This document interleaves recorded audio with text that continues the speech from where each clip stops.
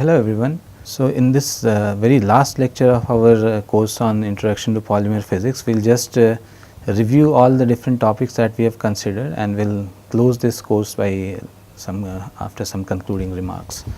We started off this course in the very first week by introducing some fundamental concepts about polymers. We talked about some basic definitions, different ways in which polymers can be classified, and we discussed the different types of molar masses that are defined for polymers. So, we talked about different kinds of average molar masses, the fact that polymer chain lengths are not fixed in a given polymer sample. Polymer chains can have different lengths. So, that is why a fixed molar mass cannot be defined for a given polymeric material, and we need to define average molar masses. So, different kinds of average molar masses that are commonly employed, those were introduced in the very first lecture. So, we talked about the number average molar mass, the weight average, viscosity average, Z average molar mass. Also, the concept of polydispersity index as being a ratio of the weight average to the number average molar mass, and a very rough kind of measure of how polydispersed the polymer chain length is in a given sample. Although since it is just a number, it cannot describe the exact nature of polydispersity, but it can give some idea. Also, we talked about the degree of polymerization. So, here again since the polymer chain lengths can be of can contain different number of monomeric units. So, we can have number average degree of polymerization or weight average degree of polymerization. So, these are the concepts that we introduced in the very first lecture, because these are things that that would be referred throughout this course later on.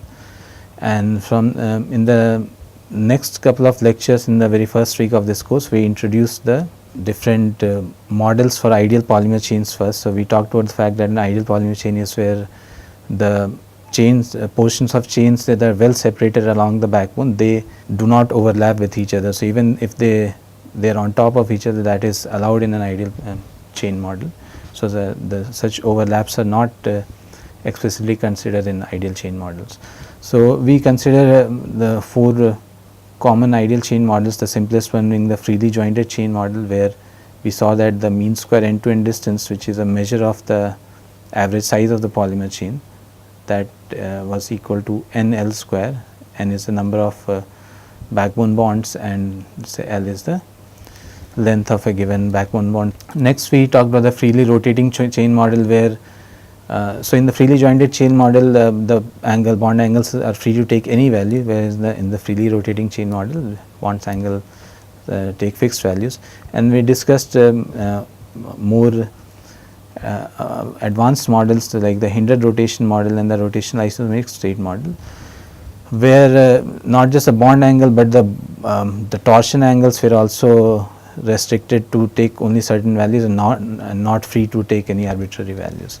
So, we discussed all these ideal chain models to describe the chain conformations of ideal chains, and then we talked about the concept of characteristic ratio as a measure of the mean square end to end distance of a given polymer chain divided by the mean square end to end distance of a freely jointed polymer chain.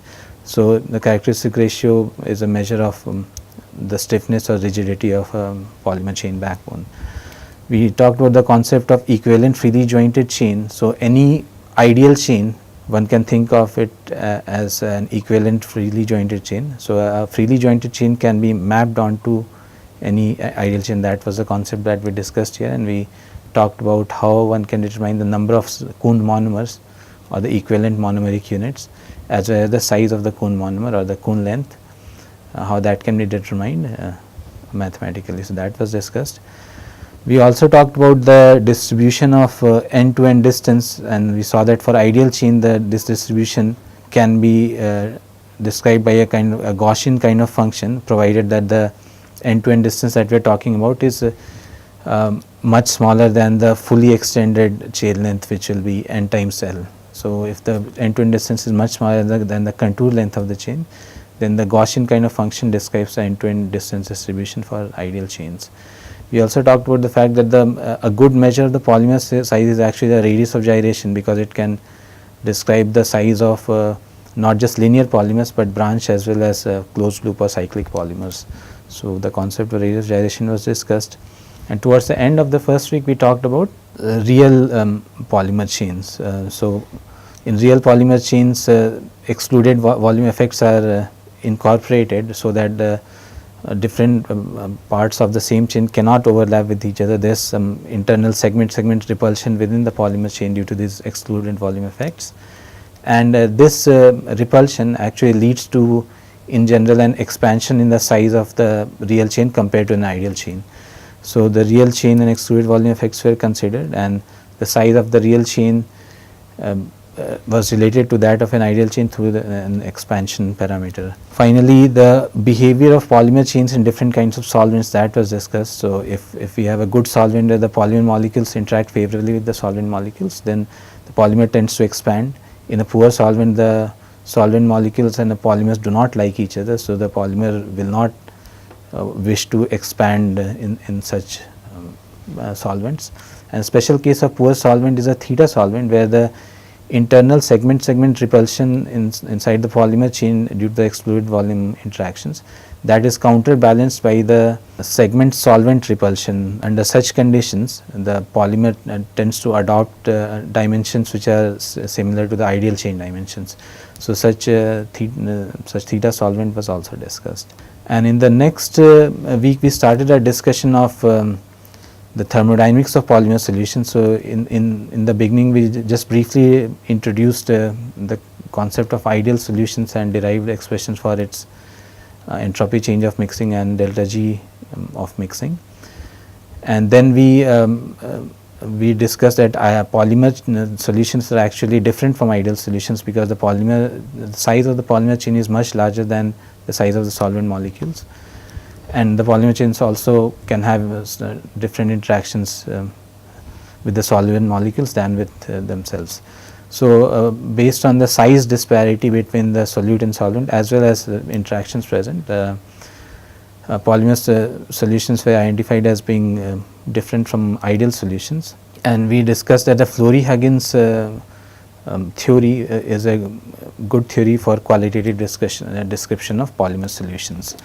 So, while discussing Flory-Huggins theory and its derivation, we talked about the combinatorial and contact term. So, combinatorial term is a purely entropic term.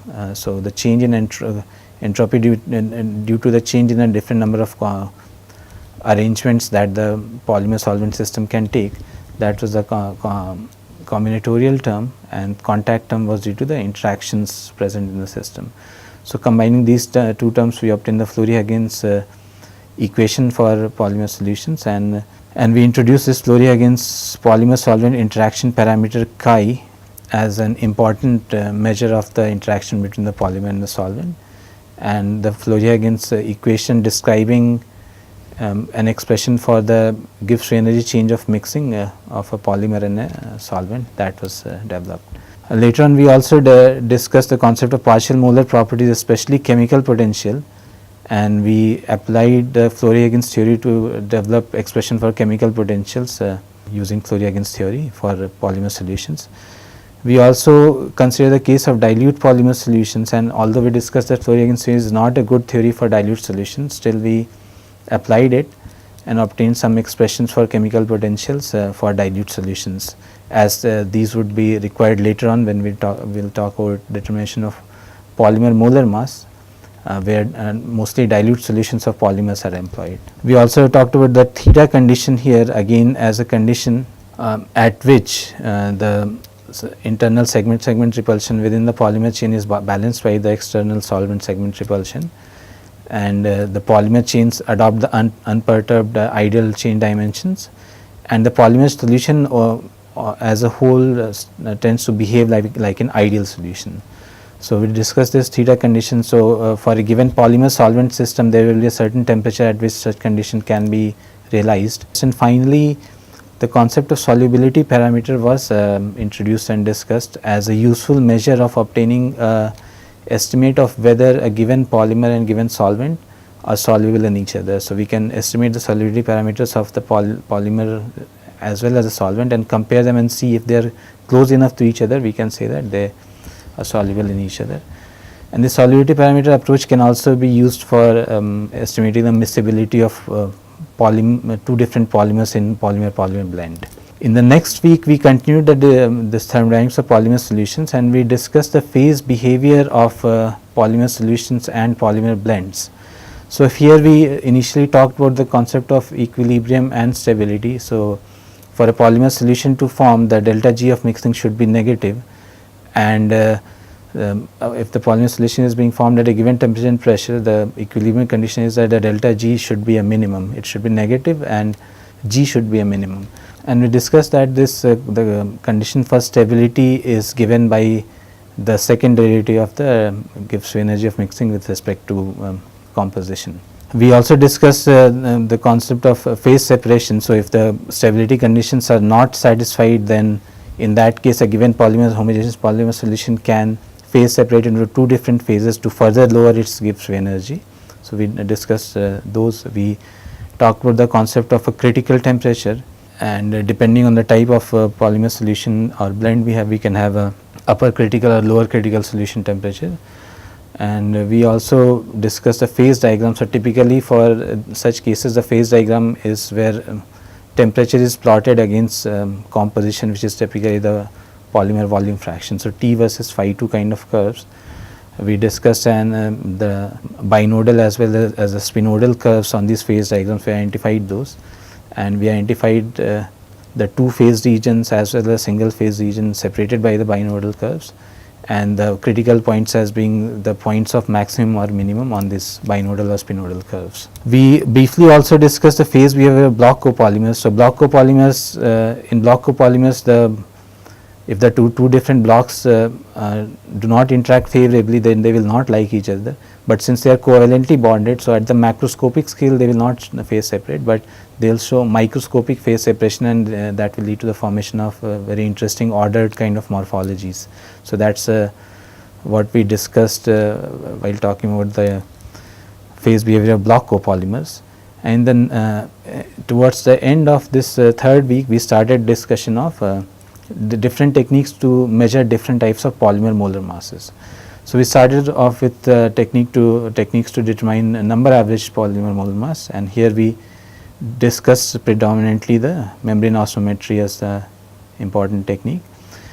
We discussed the concept of osmotic pressure, which is key to this technique, membrane osmometry, and how osmotic pressure can be related to the number average molar mass, thermodynamic as well as other relations. So, we came up with the fact that if we plot this osmotic pressure over concentration versus concentration, then through that plot, from that plot by fitting a straight line, the intercept can give us a measure of the number average molar mass. We also discussed a virial kind of equation for the osmotic pressure, and through that how again number average molar mass or the second virial coefficient can be obtained. And we briefly talked about some other methods that also can be used for determining the number average molar mass. In the next week, we started our discussion of the weight average molar mass determination. So, here the static light scattering, that was discussed in detail as the method of choice for determining the weight average molar mass. So, we initially introduced the Rayleigh equation as the equation that describes the scattering of some incident electromagnetic radiation from a point scatterer, and starting from that Rayleigh equation, we built upon that and discussed the scattering of light by dilute solution of initially small molecules. And here we introduced the concept of excess Rayleigh ratio, because in a solution we have two different types of molecules present. We have the solvent and the solute molecules present. And to just consider the effect of scattering from solute, this excess Rayleigh ratio is considered, which kind of eliminates the scattering from the solvent part. Then later on we discussed the light scattering of dilute solution by large molecules. So, the difference between large and small molecule light scattering is that in the large molecule, different parts of the molecules actually can scatter light in different ways, and that those scattered radiations can further interfere.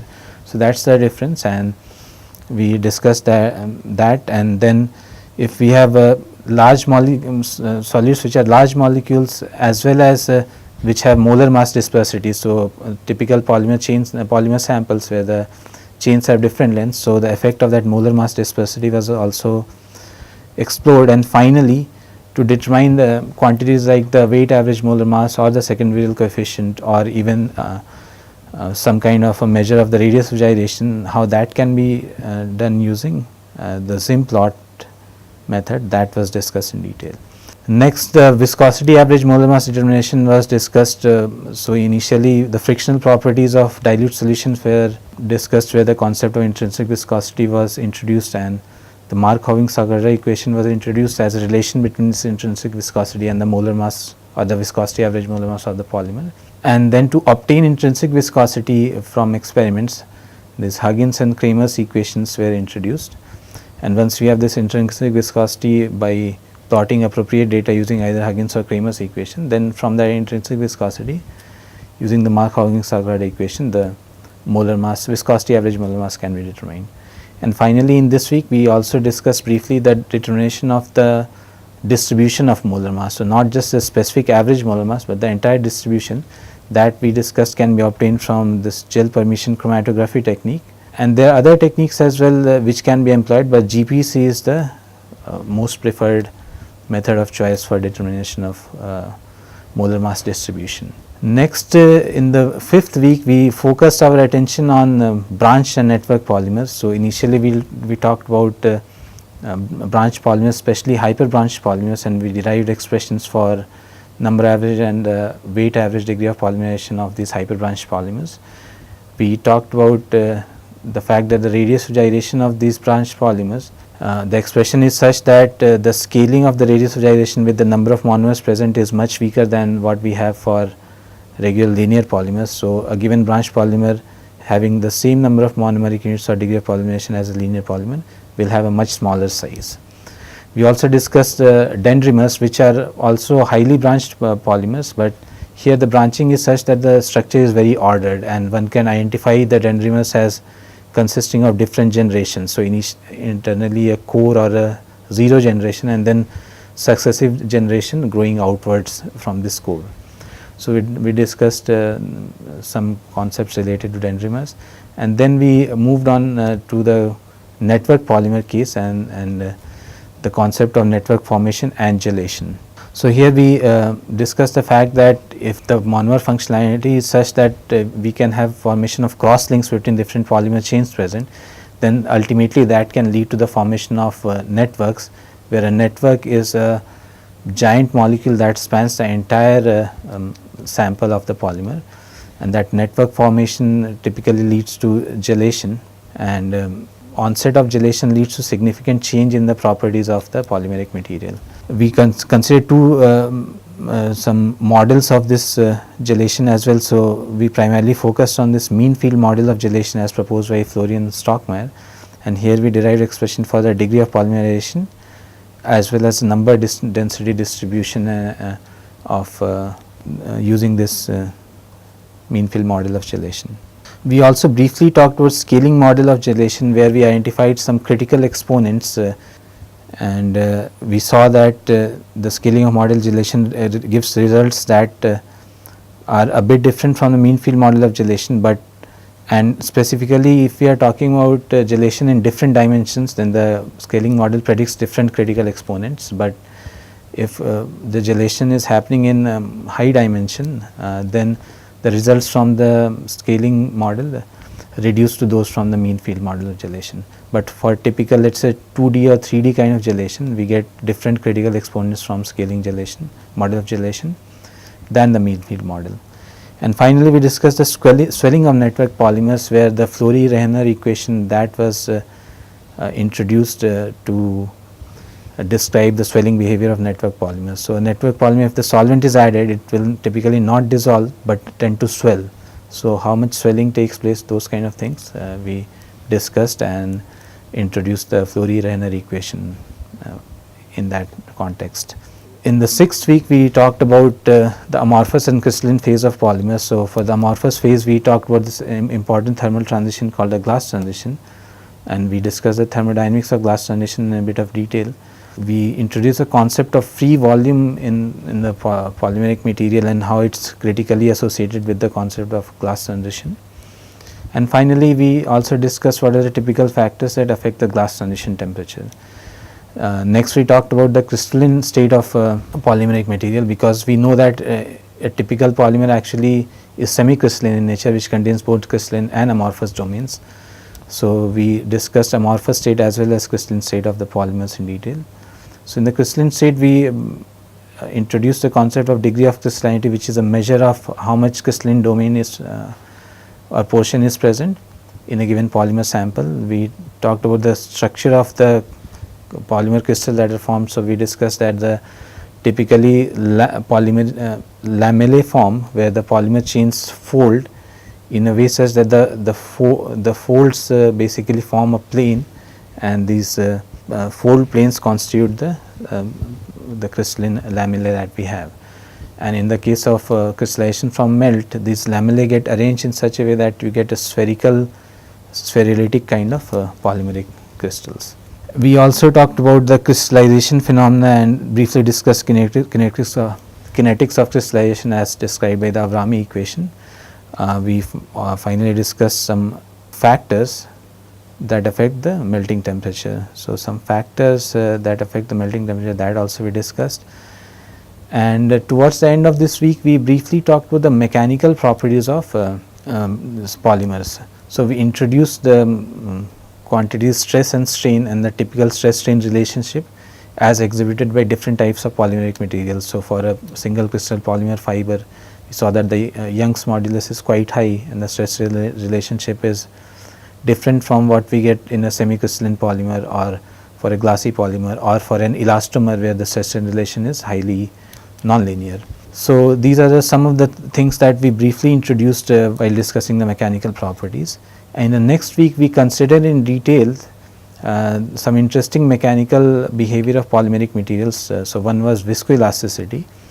So, in viscoelasticity, we introduced the concept of creep and stress relaxation. So, this time dependent kind of behavior that's shown by these polymeric materials when certain load is applied to them. So, that was discussed in detail, and then some simple mechanical models like the Maxwell or Kelvin-Voigt model, these were also discussed in this week. And then we talked about the creep compliance and the stress relaxation modulus as quantities or parameters characteristic to the creep and the stress relaxation behavior. We discussed the Boltzmann superposition principle, and finally briefly talked about dynamic mechanical analysis, where an oscillatory load is applied and the response is observed. We also very briefly talked about the rheology of polymer solutions or polymeric materials, even polymer solutions or melts, and what we discussed is that the rheology is typically non-Newtonian in nature, and in many cases a shear thinning kind of behavior is seen, and a power law kind of a mathematical model can be used to describe the rheological behavior. Temperature and molar mass dependence were also briefly discussed with respect to viscosity. So, how the viscosity of the polymer changes with temperature or molar mass. And finally, in this week we talked about rubber elasticity, which is the mechanical behavior exhibited by elastomers. So, we observed that this kind of the stress and relationship that we get in rubber elasticity is highly nonlinear. So, here we discuss the thermodynamics initially of this rubber elasticity. We discussed a simple model, which is a fine network model, and phenomenological equation called the Mooney-Rivlin equation that also describes rubber elasticity. And finally, in the last week we discussed very briefly and at a very introductory level the dynamics of polymeric materials, so polymer solutions as well as melts. So, for unentangled polymer dynamics, we introduced some basic terminology like the diffusion coefficient, friction coefficient and all that. And we talked about the Rouse model as a good model for describing the dynamics of unentangled polymer melts having short chain polymers, and the Zim model as a good model for describing dynamics of dilute polymer solutions. And in the case of entangled polymer melts, we discussed first the concept of entanglement, what it means in a given polymer melt, and we discussed that the Edwards tube model can be used to simplify the description of these entangled polymers. And finally, using this Edwards tube model, we discussed that the reptation model as proposed by Dijen to describe the dynamics of entangled polymers, that was covered again at a very introductory level. So, these are the topics that we have covered throughout the course.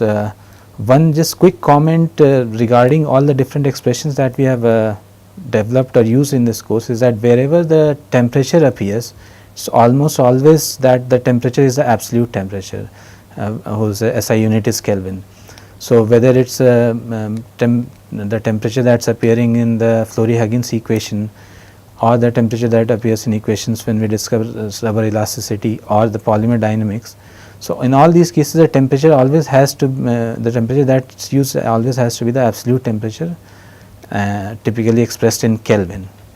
So, whenever if you are solving problems using any of these equations, you have to keep in mind that the temperature that you are using, even if it is given in let us say degree Celsius, it has to be converted to an absolute temperature like Kelvin. So, with that small note, I would like to conclude this course, and I hope that this course has been good learning experience on introductory topics related to this area of polymer physics. Of course, the area itself is quite vast, and all the topics that we have touched upon at mostly introductory levels. So, the hope is that this course whatever we have covered will serve as a foundation, and those of you who are interested in learning some specific topic from here in more detail, so they will at least have some idea of the basics of that topic, and then more advanced texts or research articles can be consulted for learning more advanced details of those topics. So, with that we will conclude this course. Thank you.